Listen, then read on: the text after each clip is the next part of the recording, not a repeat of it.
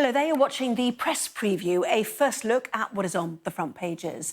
In the next half hour then, we'll see what's making the headlines with the political editors of the Daily Mirror and the Scottish Sun, John Stevens and Rachel Watson. Welcome to both of you. So as ever, let's take a first look at the front pages. According to the Financial Times, NHS leaders have said the safety of patients cannot be guaranteed during tomorrow's ambulance strikes. Those safety concerns are also the main focus for The Eye. The Guardian echoes the message of NHS bosses imploring the Prime Minister to enter negotiations. While the Telegraph focuses on the Health Secretary Steve Barclay's claim that unions are consciously making a decision to inflict harm on patients. The Metro offers a festive warning to would-be ambulance users: you'd better watch out. The Star says advice over what to do and not to do tomorrow amounts to wrapping the public in cotton wool. Daily Mail attacks the striking workers, asking how will they live with themselves if people die tomorrow. Against the backdrop of the strikes, the Mirror pictures the suspended peer Baroness Mone at a five-star hotel in France. She has denied any wrongdoing over the awarding of PPE contracts during the pandemic. Royal failed, that is the headline for the Daily Express, as their investigation finds only one of the 120 first-class letters they posted arrived the next day. Well, a reminder, by scanning the QR code you'll see on screen during the programme, you can check out the front pages of tomorrow's newspapers while you watch us, our guests, in fact. So let's head to John Stevens and Rachel Watson. And John, as we saw there, it is definitely wrap yourself up in cotton wool day, isn't it? Yeah, it's going to be a big day tomorrow. There's going to be a lot of strikes in England. I think it's 9 out of 10 ambulance trusts in England are going to be impacted by strike action. The only place that's not going to have any strikes at all is the East of England ambulance service. And yeah, it's going to be a massive day. There's going to be obviously a lot of disruption, but I think there's big questions for the Health Secretary, Steve Barclay, about why on earth is he not doing anything, it seems, to stop these strikes from happening. He did meet some of the unions today, but he refused to talk about the one issue, which we know is the thing that is important to sorting this out, and that is pay. And the government don't seem willing to have any sort of conversation on that, so we're stuck in this deadlock. Well, the Daily Telegraph has an op-ed, as it's known in the trade, from Steve Barclay, in which he says that NHS England has contingency plans in place, but they can only go so far in limiting the significant impact on patient safety caused by the union drive to cause massive disruption to services. And the Telegraph headline there, unions have made a conscious choice to inflict harm on patients. I mean, this does not sound like a meeting of minds or a flexible resolution to this conflict, does it, that headline?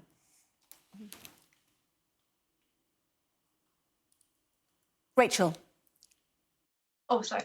No, I mean, in some of this language, where you look across the papers, it does feel quite inflammatory. And I think, as John mentioned there, the refusal of Steve Barclay to discuss pay, this is how the strikes are going to end. This is how the government and the unions are going to bring the strikes to an end, when they can reach an agreement on this. And what we seem to see very little from the government is actually compromise.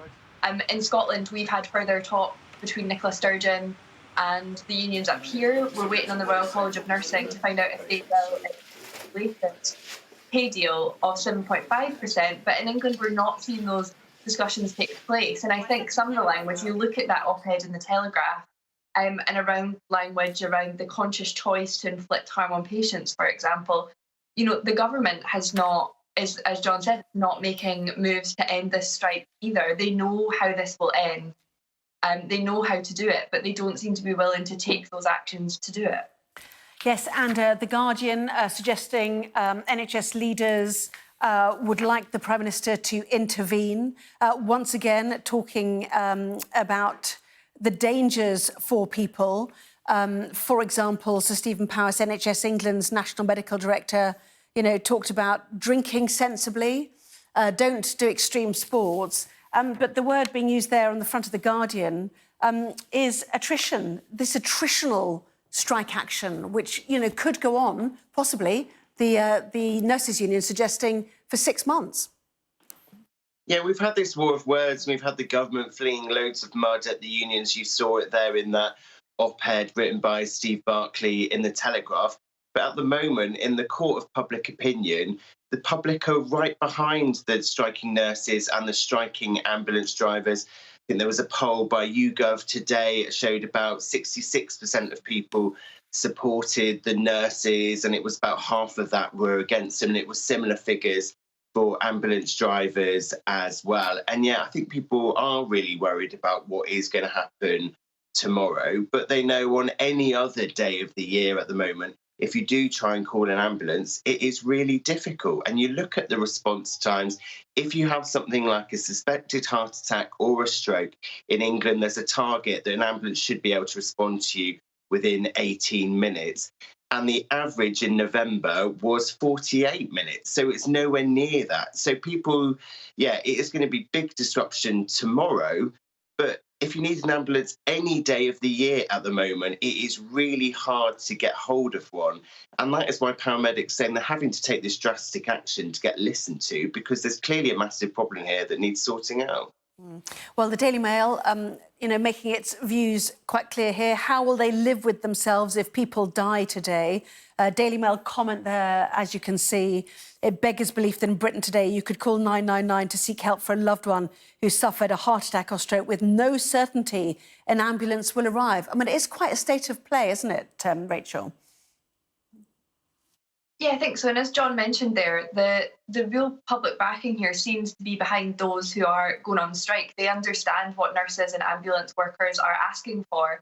You know, these are the people that look after us in hospital when we need them, take us to hospital. We've seen them work throughout the pandemic. We know how difficult their job is. We know how increasingly difficult it is. When you read stories across the papers from ambulance drivers, paramedics, nurses talking about those situations that they're in every single day, and that they're asking for better conditions and a pay rise. It's not, it's something that the public understands. We rely on these people in the NHS.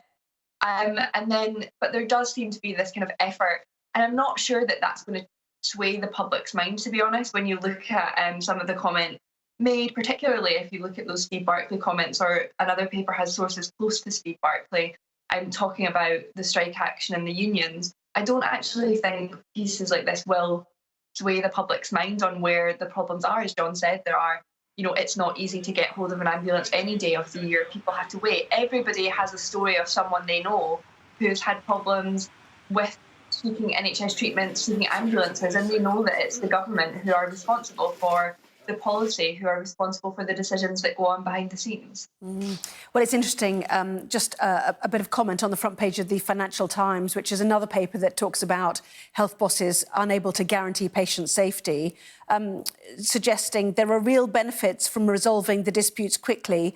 A pay rise agreed today is cheaper than the same one agreed 6 strike-filled months later. And I think that has resonance with some Conservative MPs who are beginning to question whether there should be more flexibility from government. But if we look at the FT, the health bodies urging Sunak to open negotiations on pay. Sunak telling MPs today any discussions on pay should be in the context of next year's settlement, which applies from April 2023, adding that he was wedded to the current independent review body process, which we know he is. Now, is there any suggestion they could bring forward those discussions on next year's pay settlement, make them generous and make them come in earlier, John? Would that be a solution to this, do you think? I think potentially, and I think the health unions are up for some sort of compromise. I know the nurses started out with their opening gambit of they wanted pay rise 5% above inflation. The government say that would be about 19%. But when you actually speak to the union leaders, they don't want these strikes to go on forever. They want them to come to a conclusion. They're keen to find some way of putting them to a stop, whether that's you give NHS staff some sort of one-off bonus. Do you look at what you could do next year, as you say, bringing forward those types of discussions? And the only way you're going to find out what could be a possible kind of way forward is by getting around the table and having those conversations. I think that's why there's a lot of frustration from people, including from Tory MPs, that the government don't seem to be up for wanting that sort of conversation. And yeah, on the front page of the FT there, you've got a letter. It was a last-minute plea from the NHS Confederation today, writing to Rishi Sunak, and just saying to him, there are real risks here for patients involved, and we do need to find some way out of this. and trying to urge him and the unions to get together and to sort this out. Yes, Sir Geoffrey Clifton Brown became the latest Tory MP to urge compromise. He talked about the need for flexibility. You know, will the pressure grow, do you think, to reach a resolution, at least with the NHS workers who are going on strike, Rachel? I think the pressure here is going to continue to grow. And I think, you know, that word compromise, there has to be a compromise. This is how it is going to end.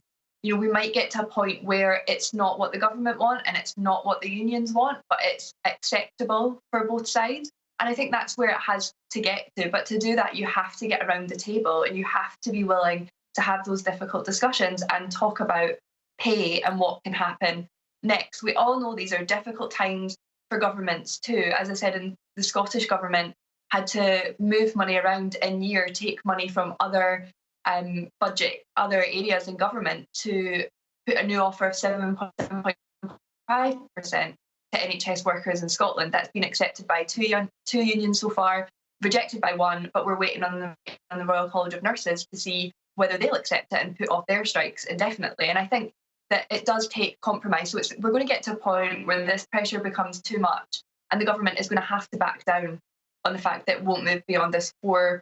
Now, whether that is something like John was speaking about, a one-off payment, if you look at next year and potentially what you could do to benefit the nurses and ambulance staff then.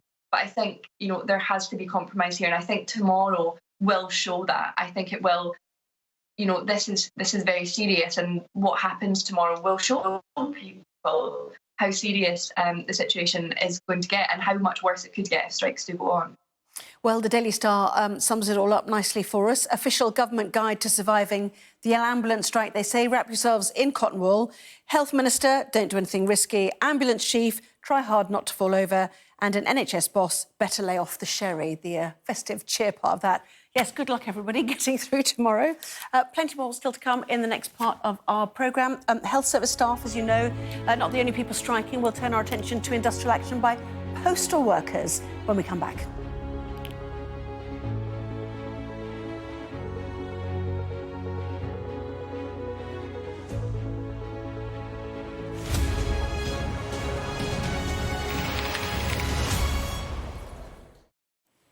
Well, welcome back. You are watching the press preview with me once again, John Stevens and Rachel Watson. We've talked about health strikes. Now we move on to mail. Rachel, let's take a look at the Daily Express. Their first paragraph, the true shocking failure of Royal Mail to deliver post on time is exposed today in an Express investigation. What did they do? Yeah, so we all know that there's a Royal Mail strike. They're about to go out again, postal workers, on the 23rd and 24th. But the Express have decided to do their own investigation into this and see exactly what mail is making it when. So they sent 120 letters first class and found out that only one of those arrived with the next working day. They also sent 120 letters second class and found out that 10 of those arrived within 2 to 3 days. So they've tried to kind of, you know, show the impact that the strikes are having on the nation at the moment as we run up to Christmas and those Christmas cards that people are eagerly waiting on. Yeah, but did you see the next bit? After nearly 2 weeks, more than half of our first class and 64% of our second class letters have still not arrived. For someone like me who's going to go home and write my Christmas cards overnight, I don't know why I'm bothering, to be honest, John. Well, you'll be early for next Christmas at this rate, so that'd be fine. Just 2 birds with one stone. But yeah, I mean, we were saying in the break that, I mean, my post has been so bad recently. I mean, I've had hardly any Christmas cards at all, which either means that all my friends have finally fallen out with me or there was something drastically wrong with the post. And yeah, I think people like yourself posting your Christmas cards now, there's not much hope for you, Anna. Yeah, I mean, there's a lot of important stuff in the mail too, beyond festive greetings. Just very quickly too, I see on the front of the Telegraph, they suggest that Mick Lynch from the RMT has held secret talks with Network Rail bosses amid hopes that he will sue for peace in the new year as public for train strikes crumbles. Well, certainly there are a lot of RMT, and today we heard an ASLEF strike date also announced for the first week in January. So, you know, that is absolutely critical too, Rachel, just quickly. Yeah, I think the Telegraph seem to be putting a positive spin on this, the suggestion that Mick Lynch might be able to bring these strikes to an end. The fact that they are, there have been those discussions with Network Rail and providers. So I think, maybe a little bit of positive news that maybe a pay deal can be agreed with those union members at some point in the very near future. Yeah, and certainly people trying to get to Scotland from the southeast of England are having to set off very early, are they not, on Christmas Eve? Was the last train, what was it, 8 a.m. or something? I can't remember now, but, it's an early start for strike day, certainly. Or was that on the 23rd? Oh, I'm going to have to look this up. Anyway, moving on to another story on the front pages, and that is the coronation, which will restore the UK in the eyes of the world. I thought it was going to be pared down. Is that not so, John? I think it's been pared down in some ways, but the Number 10 today was saying that they think that there might actually be a bigger number of foreign dignitaries at the coronation compared to the funeral, because obviously we know the funeral was at the last minute. There wasn't much time to prepare for it. Because the date's in the diary now months in advance for the coronation, we know is it the 6th of May, around then, the 8th of May, one of those dates. But anyway, they know what date it is. And so different countries around the world are going to prepare for it, and it sounds like it's going to be an absolutely massive gathering of world leaders in London. OK, John Stevens, Rachel Watson, thank you both very much indeed. Thank you. We'll see you later for more.